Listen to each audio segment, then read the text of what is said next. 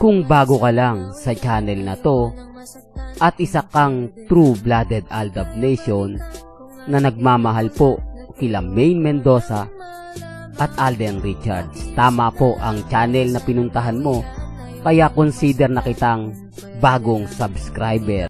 Welcome back mga ka-Aldab. Ito na naman po ang inyong lingkod, si Mr. Destiny. At siyempre napakaganda na naman po ang ating update mga ka-Aldab, ang pagbabalik po ng Kalye Series Season 2. Siyempre matagal na po natin pinapangarap yan. Pero bago tayo tumalakay dyan mga ka-Aldab, pag-usapan natin ang mga naging komento po nila sa social media about sa mga kaibigan daw po o mga dating kaibigan daw po ni Congressman Arjo, na kung saan binaliktad na po siya.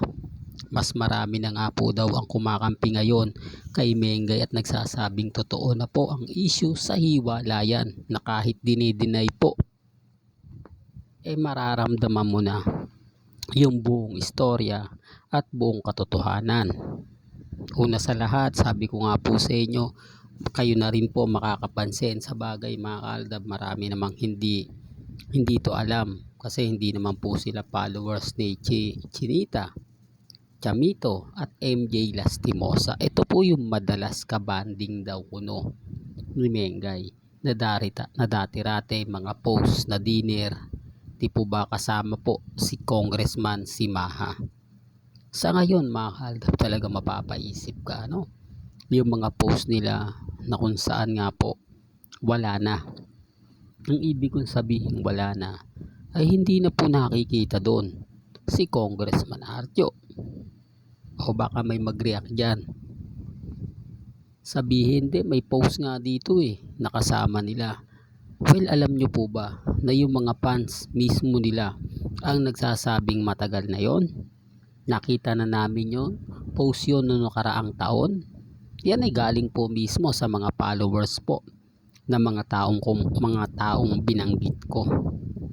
Hindi po ako totally followers nila MJ, Chinita, maaari si Chamito.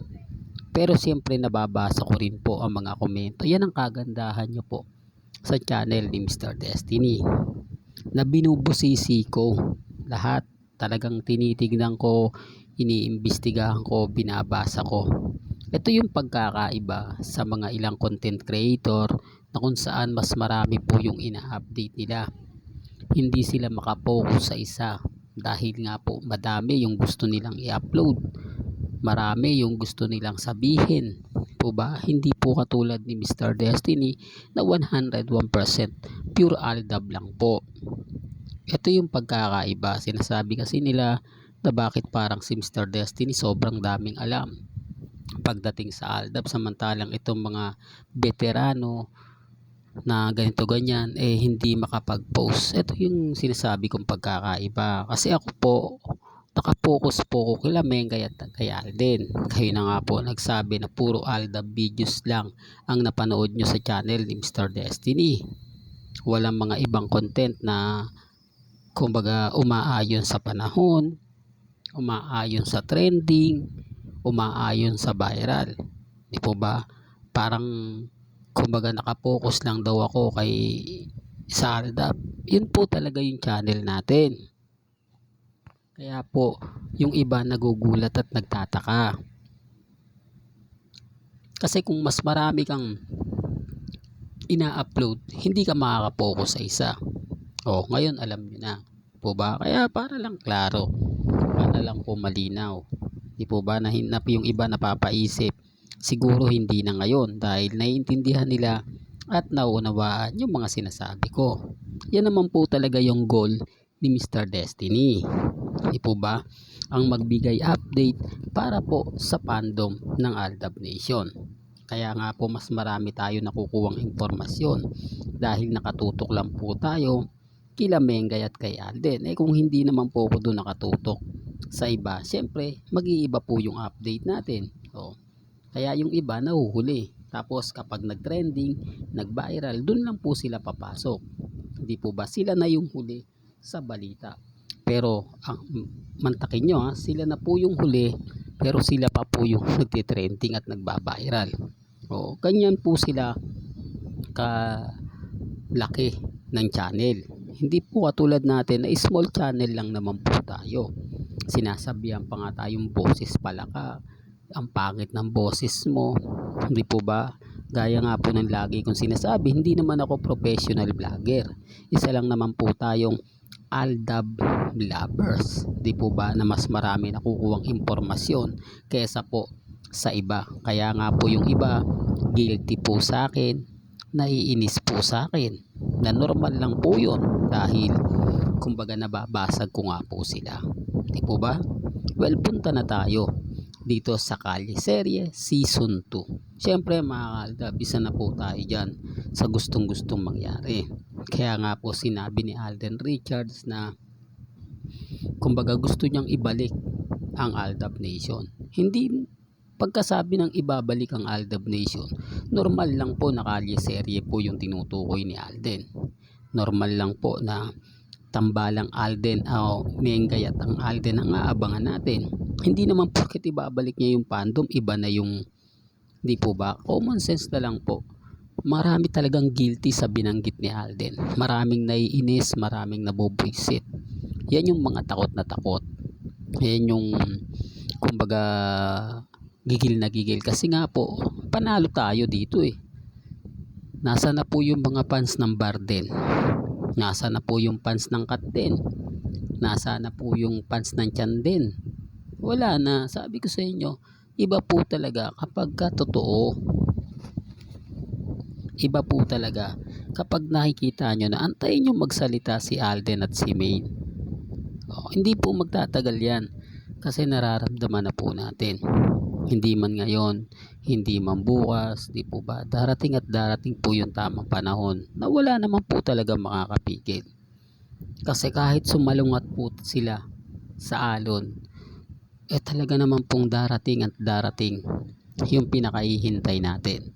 Darating at darating yung fandom ng Aldab Nation. Ako nga po mga Aldab, masaya po ako.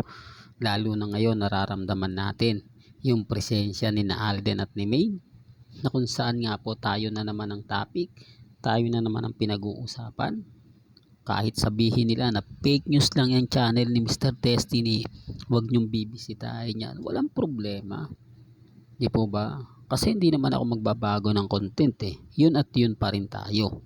Hanggat hindi po nagsasalita si Maine Paul Carson sa 8 Bulaga, hanggat hindi nagsasalita si Richard Paul Carson, mananatili po akong kampante, mananatili po akong matatag. Sana gayon din po kayo. Kasi yun naman po yung gusto natin eh. Di po ba?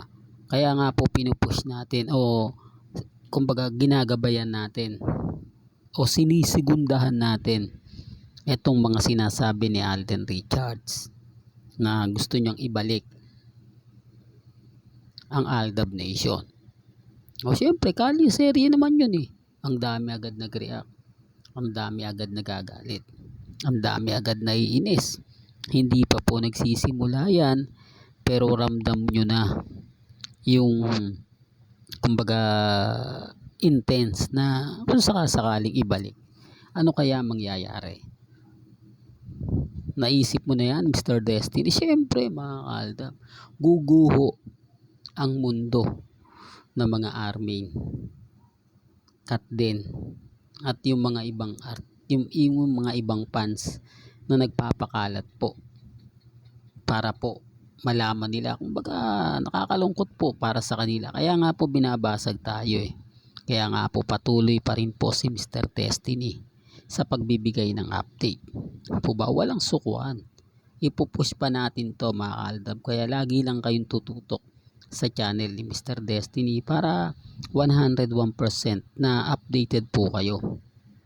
Kasi kung hindi rin naman po sa inyo, especially sa mga mami, sa mga tita, sa mga senyor, hindi naman po magtatagal yung channel natin.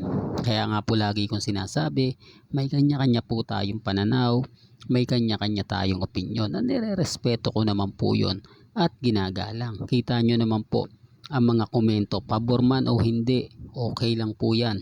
Hindi ko yan dinidelete. Real talk mga kaltap.